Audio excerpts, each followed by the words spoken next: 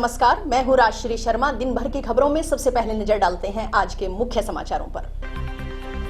जो हकदार उन्हें सम्मान नहीं, जो गुनहगार उन्हें सजा नहीं। भाजपा के राज्य प्रवक्ता रामलाल शर्मा का बयान। कहा, गौ माता की इस दशा के लिए राज्य सरकार जिम्मेदार। आमजन को महंगाई से राहत दिलवाए सरकार। आम आदमी पार्टी कार्यकर्ताओं ने मुख्यमंत्री के नाम सौंपा ज्ञापन। केंद्रीय जांच एजेंसियों के दुरुपयोग पर लगे रोक। कांग्रेस कार्यकर्ताओं ने राष्ट्रपति के नाम जिला कलेक्टर को सौंपा ज्ञापन। व्यापार मंडल समिति के सभागार का ताला खुलवाने की मांग। विधायक के नेतृत्व में जिला कलेक्टर से मिले संगरिया के व्यापारी।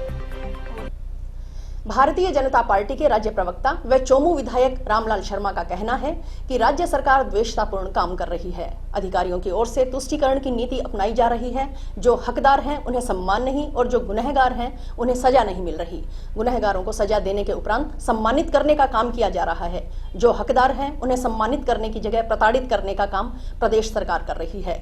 यह बात चोमू विधायक ने शुक्रवार को हनुमानगढ़ आगमन पर जिला मुख्यालय स्थित भाजपा जिला कार्यालय में आयोजित हुई संगठनात्मक बैठक के बाद मीडिया कर्मियों से बातचीत करते हुए कही।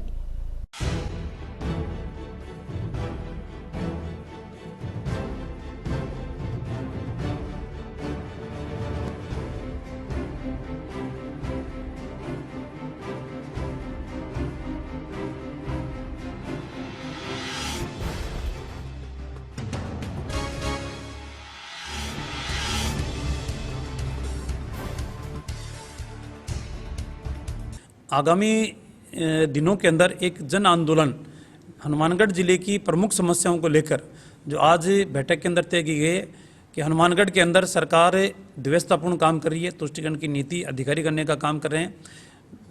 जो हकदार है उनको सम्मान नहीं और जो गुनहगार है उनको सजा नहीं। गुनहगार लोगों को सजा देने के उपरांत उनको सम्मानित करने का काम किया जा रहा है। जो हकदार है उनको सम्मानित की जगह उनको प्रताड़ित करने का काम सरकार कर रही है, तो ये गलत है। हनुमानगढ़ जिले के अंदर नहर की समस्या प्रमुख समस्या है। सरकार कोई ध्यान नहीं दे रही। भारतीय जनता पार्टी के समय जो प्रोजेक्ट आए थे जिनका शिलान्यास हो चुका था, आज वो अधूरे पड़े हुए हैं, उनकी तरफ कोई ध्यान नहीं दे रहा। सरकार बार बार कह रही है कि हम वेलफेयर की योजनाएं लेके आए, लेकिन सरकार की वेलफेयर की योजनाएं धरातल के ऊपर नहीं है। निर्माण श्रमिक योजना दम तोड़ चुकी है। बेरोजगार युवाओं को भत्ता देने की योजना दम तोड़ चुकी है। जो हमारी सरकार के समय जो पैसा स्वीकृत हुआ था उस पैसे को भी निरस्त करने का काम सरकार ने किया। और आज जिस तरीके से प्रदेश के अंदर एक भयावह स्थिति बनी हुई है, महामारी के रूप में गायें मर रही है, उस गायों की सुरक्षा के लिए भी सरकार कोई कठोर कदम नहीं उठा रही है। और इस जो दुर्दशा बनी हुई है उस दुर्दशा के लिए सरकार जिम्मेदार भी है। हम तो ये चाहते हैं कि आवश्यक कदम उठाते हुए गायों को बचाने का सरकार काम करे। ये पूरे प्रदेश के अंदर भारतीय जनता पार्टी के 21 कार्यकर्ताओं को जिम्मेदारी दी है। हमारे संगठनात्मक 44 जिले हैं, उन जिलों के अंदर बैठकें लेने के लिए, और ये एक संगठनात्मक बैठकों का चर्चा परिचर्चा है। पार्टी के जो हमारे कार्यक्रम है वो कार्यक्रम धरातल के ऊपर कितने चल रहे हैं, कैसे चल रहे हैं और आगामी कार्यक्रमों की क्या रूपरेखा बनी या नहीं बनी। भारतीय जनता पार्टी संगठन संरचना के कामों को प्राथमिकता दे रही है और प्राथमिकता के साथ उनको पूर्ण करने का काम भी कर रहे हैं। बूथ संरचना का जो काम था लगभग 90% काम हनुमानगढ़ जिले के अंदर पूरा हुआ है, 10% अभी बाकी है। तो उस काम की भी एक समीक्षा की है और आगामी देश के प्रधानमंत्री जी के नेतृत्व के अंदर पूरे देश के अंदर एक राष्ट्रवाद की जो अलग जग रही है और 15 अगस्त को घर घर झंडा लगाने की जो एक मुहिम है उस मुहिम की भी एक समीक्षा की है। कार्यकर्ताओं में भी उत्साह है और मुझे पूरा विश्वास है कि हनुमानगढ़ जिले का एक भी मकान ऐसा नहीं रहेगा जहां तिरंगा नहीं फहराया जाए। तो एक तरीके से राष्ट्रवादी मुहिम के बारे में भी एक समीक्षा की गई है।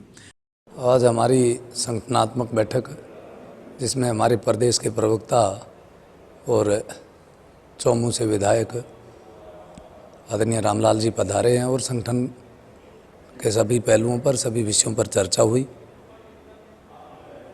पीछे के कामों पर चर्चा हुई।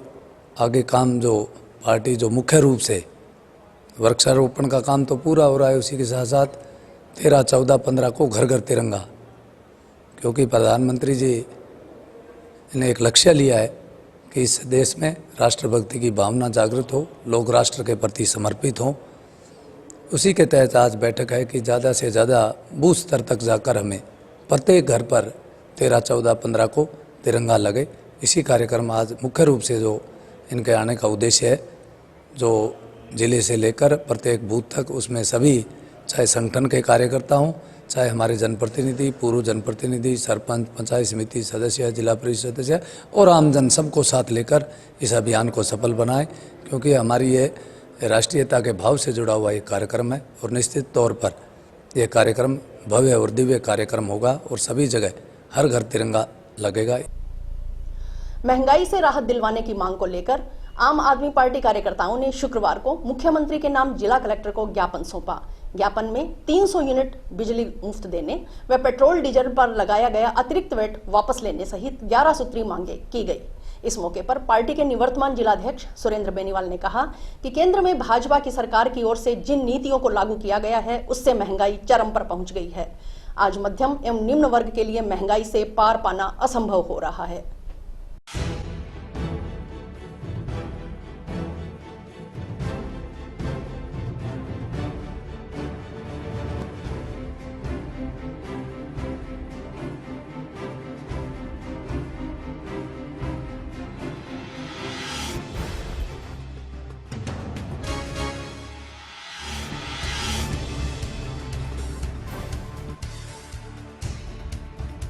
महंगाई के मुद्दे पे केंद्र की भाजपा सरकार और राजस्थान की गहलोत सरकार दोनों मिलकर के जो जनता के साथ कबड्डी खेल रही हैं। केंद्र की गलत नीतियों की वजह से आज महंगाई चरम पे है और उस महंगाई को और बढ़ाने में गहलोत जी का भी उतना ही योगदान है। राजस्थान में पिछले दिनों सरकार ने घोषणा की थी हम प्रत्येक उपभोक्ता को 50 यूनिट बिजली फ्री देंगे। इधर से घोषणा की जाती है फ्री देने के, उधर से जो है प्रति यूनिट 24 पैसा फ्यूल सरचार्ज के नाम पर बढ़ा दिया जाता है। आज राजस्थान जो है वो सबसे महंगा पेट्रोल और डीजल बेच रहा है, 14% एक्स्ट्रा वेट अन्य राज्यों की तुलना में ले रहा है। तो यदि वास्तव में गहलोत जी चाहते हैं कि राजस्थान के लोगों को महंगाई से राहत मिले तो सबसे पहले चीज़ तो है कि बिजली को सस्ता किया जाए। दूसरी चीज़ ये है कि जो फ्यूल सरचार्ज के नाम पर अभी हाल ही में जो 24 पैसा पर यूनिट बढ़ाया गया है उसको वापस किया जाए। तीसरा मुद्दा ये है कि पेट्रोल और डीजल का जो वेट है वो दूसरे राज्यों की तुलना में बराबर किया जाए। इसके साथ यदि पंजाब की सरकार प्रत्येक उपभोक्ता को 300 यूनिट बिजली फ्री दे सकती है तो वास्तव में अगर गहलोत जी चाहते हैं कि महंगाई से राहत मिले तो राजस्थान के प्रत्येक उपभोक्ता को 300 यूनिट बिजली फ्री मिलनी चाहिए। बिजली के बिलों में अननेसेसरी जो टैक्स लगा रखे हैं उन टैक्स को हटा करके जो है बिजली को सस्ता किया जाए। और काश्तकारों को पंजाब में जिस तरीके से बिजली फ्री दी जा रही है सिंचाई के लिए, उसी तरीके से राजस्थान के काश्तकारों की भी जो है वो बिजली सिंचाई पानी के लिए फ्री दी जाए। और हमारी आज ये मांग है कि वास्तव में अगर गहलोत जी चाहते हैं कि राजस्थान की जनता को महंगाई से राहत मिले तो गहलोत जी को खुद चल करके आगे कदम बढ़ाना होगा। क्योंकि गहलोत जी महंगाई के नाम पर बीजेपी का तो विरोध कर रहे हैं, लेकिन खुद की सरकार के द्वारा जो लोगों पे बोझ डाले जा रहे हैं, आर्थिक भार डाला जा रहा है, उसको घटाने का प्रयास नहीं कर रहे हैं।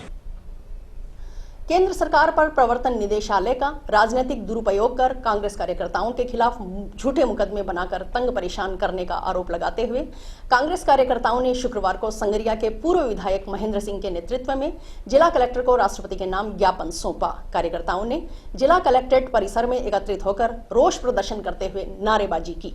मोदी सरकार मुर्दाबाद, मोदी सरकार होश में आओ, मोदी सरकार होश में आओ, कांग्रेस पार्टी भ्रष्ट प्रशासन मुर्दाबाद, भ्रष्ट प्रशासन मुर्दाबाद, जिला प्रशासन मुर्दाबाद, जिला प्रशासन मुर्दाबाद। आज अपने आपको पता है पूरे देश में आज कांग्रेस जिलों पे धरने दे रही है। वो इस बात का विरोध कर रही है कि भी पहले तो इन्होंने 2-3 दिन तो पहले राहुल गांधी से इन्होंने ईडी ने पूछा, फिर सोनिया गांधी से पूछा, अब इन्होंने उनको मन बना लिया भी किसी तरीके से ईडी परेशान करके उनको अरेस्ट करना चाहती है, उनको डिमोरलाइज करना चाहती है ये, और देश में एक ऐसा भय का वातावरण पैदा कर रही है। आप देख लो, छोटी सी बात जो है कोई मुसलमानों के बच्चे या हिंदुओं के बच्चे लड़ पड़े उससे विवाद पैदा कर देते हैं। ये कोई तरीका थोड़ा है यार, बच्चे लड़े हैं आपस में कोई बात नहीं, 100 बार ही लड़ते हैं, छोटे छोटे बच्चे हैं। इनका मकसद वोट प्राप्त करना है, इनको देश के लोगों से कोई मतलब नहीं है। हम चाहते हैं कि जो हमारा पहले भाईचारा था वो भाईचारा बना रहे, टूटे ना। पर मेरे को लगता है इनका जो है ना, इनकी जो आरएसएस है, इनकी जो एक और है, इनकी वो कौन है, वो ये सारे लगे हुए हैं अभी किस तरीके से देश में जो है ना हिंदू और मुसलमान, हिंदू और सिख में, हिंदू और ईसाइयों में कैसे विभाजन किया जाए। वो एक दूसरे के विरोधी खड़ा करना चाहते हैं कि आने वाला चुनाव है 90% हिंदू हैं तो भी है भय है। मैंने कहा यार 1.5% सिख है हिंदुस्तान में, उन्होंने कभी जुलूस निकाला है भी है? पूरे राष्ट्र के अंदर कांग्रेस एक विरोध प्रदर्शन कर रही है पूरे राजस्थान में, और यहाँ भी करना था परंतु धारा 144 की वजह से बहुत से लोग कांग्रेसी आ नहीं पाए। हमारा विरोध ये है कि जिस प्रकार से केंद्र सरकार जिस प्रकार से एक पार्टी विशेष को एक मुद्दा बना के, जैसे सोनिया और राहुल गांधी को इनको मुद्दा बना के, जिस प्रकार से ईडी का और जिस प्रकार से सीबीआई का इनका भय दिखा के कांग्रेस के अंदर एक अविश्वास की पैदा कर रहे हैं। हमारा विरोध इसलिए राष्ट्रपति को कलेक्टर साहब के माध्यम से ज्ञापन दिया है कि भाई इनके खिलाफ इस प्रकार से इस मतलब सत्ता विरोधी दुरुपयोग करना ये ही गैरकानूनी है, और इस प्रकार से एक भय का माहौल बनाया जा रहा है एक समाज के अंदर, एक पार्टी के विशेष के खिलाफ जो व्यक्ति विशेष के तौर पे कर रहे हैं। आज बीजेपी वालों के खिलाफ सैकड़ों बीजेपी वालों के खिलाफ थे, उनके खिलाफ किसी के बारे ईडी और नहीं हो रहे, तो कांग्रेस के और ये विपक्षी पार्टियों के क्यों हो रहा है? तो हमारा निवेदन था, आज राष्ट्रपति को ज्ञापन दिया है कलेक्टर साहब के माध्यम से, भाई इस प्रकार से ये जिस प्रकार ईडी को एक मुद्दा बना के और उनको प्रयास कर रहे हैं, उनको ब्लैकमेलिंग करने का, धमकाने का, और आने वाले 2024 का इलेक्शन एक पर्टिकुलर लेके उस मुद्दा बना रहे हैं, इसका विरोध की हम कलेक्टर साहब को ज्ञापन देने आए हैं। वर्तमान की भाजपा सरकार अपनी सारी शक्तियों का उपयोग जो देश के हित में करना था उसको भूल कर ईडी को अपने शिकंजे में लेकर उसका दुरुपयोग कर रही है। ईडी का मतलब होता है कहीं भी मनी लॉन्ड्रिंग हुई है उसको गिरफ्तार करना, लेकिन जब ईडी ने कार्रवाई करनी है, विजय माल्या जैसे लोग, नीरज मोदी जैसे लोग जो देश के करोड़ों रुपए लेके भाग चुके हैं, ईडी उनको तो पकड़ती नहीं है। लेकिन इस मोदी सरकार को पर्सनल वोट बैंक बढ़ाने के लिए और उनको राजनीतिक लाभ देने के लिए मोदी सरकार प्लस ईडी दोनों मिलकर ये कांग्रेस की साख गिराना चाहती है। जब इस देश के लोकतंत्र में यदि विपक्ष कमज़ोर हो जाता है तो सरकार ही अपने मनमानी करती है। हम कोई कांग्रेस की तरफ से नहीं कह रहे कि वो कौन गलत है कौन सही है, लेकिन इस देश का संविधान तभी चलेगा, लोकतंत्र तभी चलेगा जब उसके सामने विपक्ष होगा।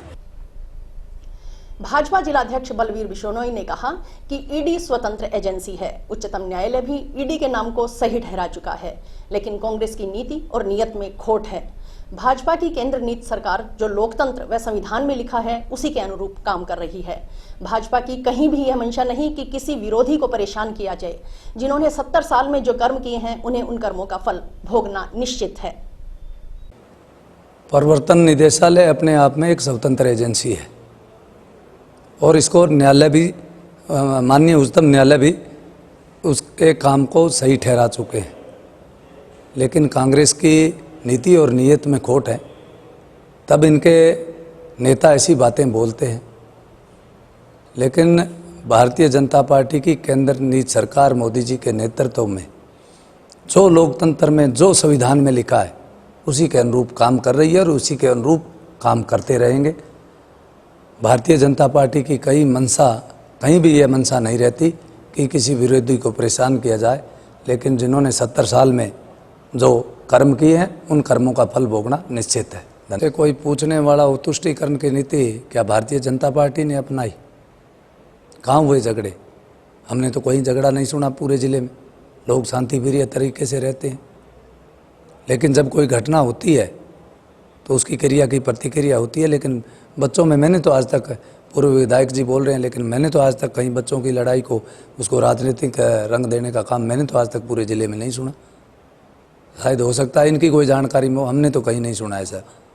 हम लोग शांतिप्रिय, संस्कारवान, भारतीय जनता पार्टी का प्रत्येक कार्यकर्ता संस्कारवान कार्यकर्ता है और राष्ट्र के प्रति समर्पित है। विचारधारा को भी वो बाद में मानता है, पहले राष्ट्र के प्रति समर्पित है। व्यापार मंडल समिति संगरिया के सभागार का ताला खुलवाने की मांग को लेकर संगरिया के व्यापारियों ने शुक्रवार को विधायक गुरदीप सिंह शाहपीनी के नेतृत्व में जिला कलेक्टर को ज्ञापन सौंपा। इस दौरान संगरिया विधायक गुरदीप सिंह शाहपीनी ने बताया कि संगरिया में व्यापार मंडल समिति व फूड ग्रेन व्यापार समिति नाम से 2 संस्थाएं चल रही है। दोनों के अलग अलग अध्यक्ष व कमेटियां हैं। संगरिया व्यापार मंडल समिति कार्यालय में एक सभागार बना हुआ है जो व्यापारियों सहित विभिन्न संगठनों के लिए सार्वजनिक तौर पर बैठक आदि करने के लिए काम में लिया जाता है, लेकिन पूर्व में बने हुए अध्यक्षों का व्यापार मंडल समिति के कार्यालय पर कब्जा है।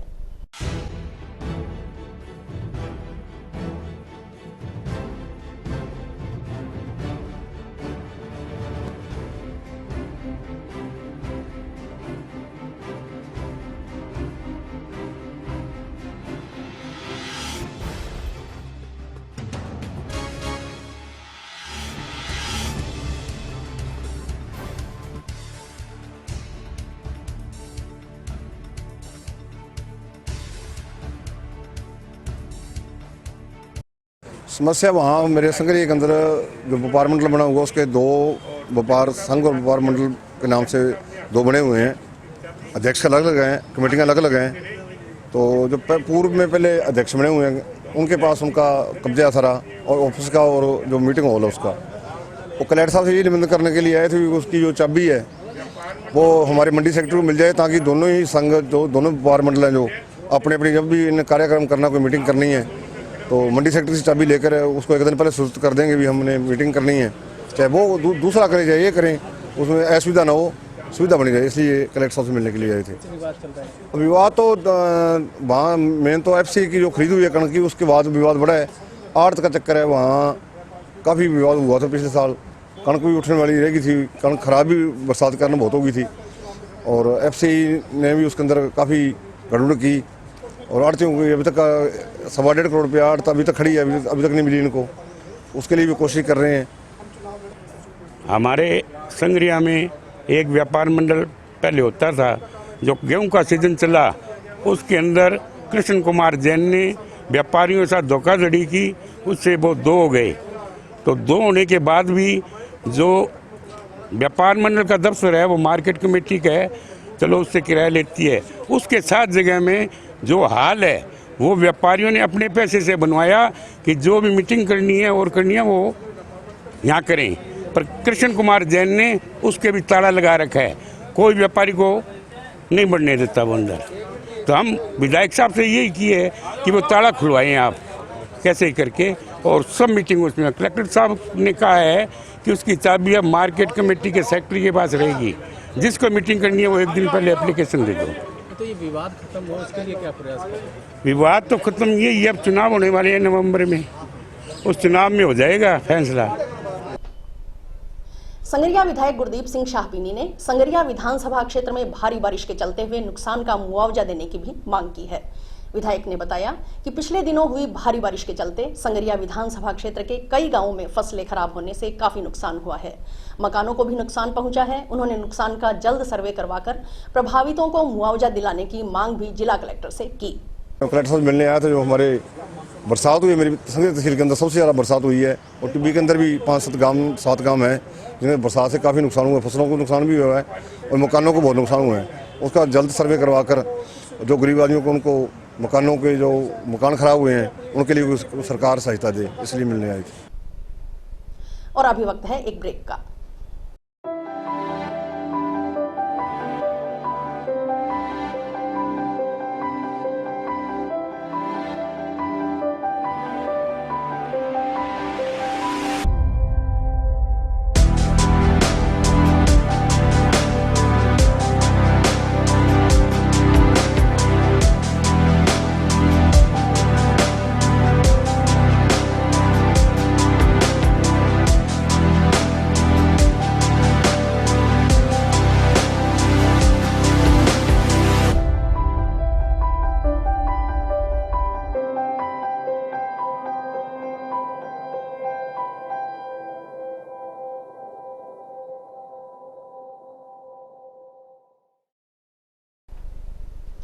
डिग्गी निर्माण की फाइल पास करवाने के एवज में 15,000 रुपए की रिश्वत लेते रंगे हाथ गिरफ्तार किए गए ग्राम पंचायत मलवानी के घूसखोर कृषि पर्यवेक्षक ने इलाके के कुछ अन्य किसानों से भी संपर्क किया था।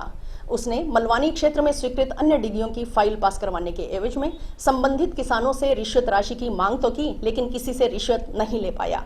यह जानकारी एसीबी की ओर से अन्य किसानों से हुई पूछताछ के बाद सामने आई है। पूछताछ में अन्य किसानों ने एसीबी को जानकारी दी कि आरोपी कृषि पर्यवेक्षक का उनसे रुपयों का लेन देन नहीं हुआ था।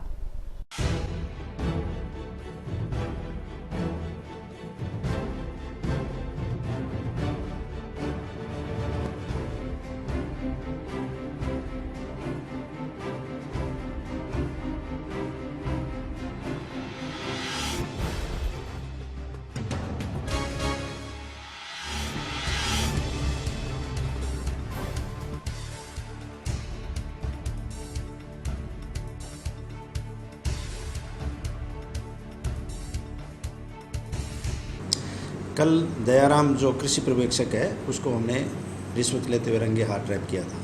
उसके संबंधित जो आसपास से और पूछताछ की थी, उसने जो अन्य इलाके में जो डिग्गियाँ हुई थी उनसे भी पैसे के लिए संपर्क किया था। इस तरह के परिवादियों से सुना है, लेकिन किसी का कोई लेन देन उस वक्त तक नहीं हुआ था।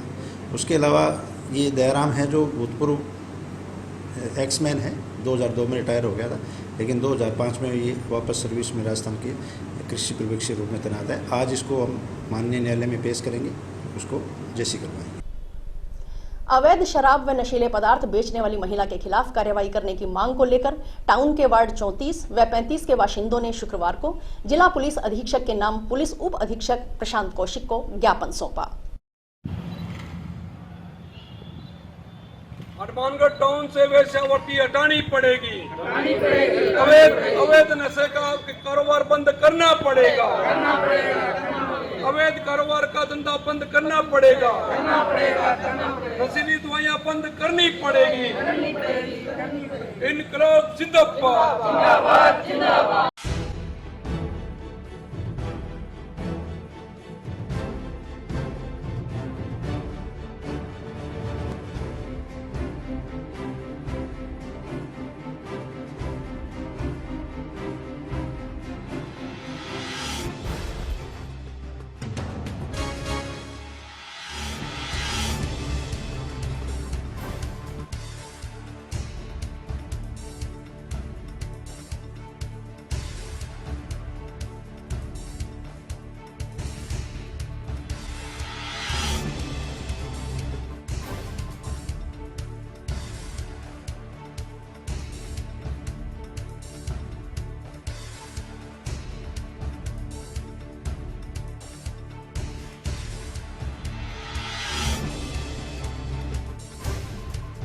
जो रानी देवी है ना, वो हम लोगों को बहुत परेशान करती है। दारू बेचती हैं और नशावर्ती करती हैं और वैश्यावर्ती भी चलती है। इल्ज़ाम लगाती है मेरे पति के ऊपर कि नंगा फिरता है छत पे हैं, और बीवी बच्चे वाला इंसान क्या फिर सकता है क्या?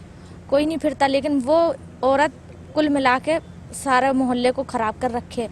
हम लोग उससे बहुत ज़्यादा परेशान हैं और आप इस बात पे कार्रवाई करी जाए। हम लोग कुछ नहीं करते हैं। वो दारू बेचती, अपना जुल्म छुपाने के लिए वो लगाती है इल्ज़ाम। आवाज़ उठाते हैं तो वो दबाने के लिए तो लगा रही है इल्ज़ाम कि अगर ये उठाएंगे तो हम इन पे इल्ज़ाम लगाएंगे, ये इज्जत वाले हैं तो ये पीछे हट जाएंगे। तो हम लोग पीछे हटने वाले वैसे थोड़ी ना है जो हट जाएंगे पीछे। मोहल्ले में रहना है हमको, हमारा घर है, हम तो रहेंगे बराबर। अपना घर बेच के थोड़ी ना जाएंगे। वो धमकी देती है घर बेच के चले जाओ इधर से, तो हम लोग क्यों चले जाएं? हमारी बेटी है साहब, दारू बेच वो जो पीते हैं, वो जो खड़े रहते हैं ना, हम लोग को निकलने भी नहीं देते हैं। उल्टा बोलते हैं, हम लोग सुनते हैं उस बात को। हम लोग को बच्चों पे क्या असर बैठेगा इसका? तो आप कार्रवाई करिए इसकी। 34 और 35 के बीच में तो वहाँ पे रानी देवी है, वो दारू बेचती है और जब हम आवाज़ उठाते हैं तो हमारे को बहुत परेशान कर रखा है। जैसे हमारा बाहर निकलना भी दुर्लभ हो गया, हम निकल भी नहीं सकते। और नशा वो ऐसा बेचती है, चिट्टा है, गोली है, दारू है, सभी तरह के वो नशे बेचती है और वैश्यावर्ती भी करती है खुलेआम सरेआम। और जो भी जब आवाज़ उठाता है तो कहते हैं मोहल्ले पे हम सबको उठवा देंगे यहाँ से। और हमारे एक पड़ोसी पे भी इल्ज़ाम लगाया, उसने महिला थाने में केस दर्ज करवाया है। कह रही है कि ऐसा करता है ऐसा करता है, क्योंकि वो कह रही है कि अब आप बोलोगे नहीं, अगर बोलेगे उस बंदे का हम नाम लिखा देंगे। वो झूठे सिलचे इल्ज़ाम लगाती रहती है वो सभी पर। हमारी यही है कि भाई वहाँ से उसको उठाया जाए और ये धंधा बंद कराया जाए उसका। हम धरना देंगे, धरना प्रदर्शन शुरू करेंगे 5 दिन तक हम। और इसी के साथ समाचार समाप्त हुए। रोजाना देखते रहिए समाचार। नमस्कार।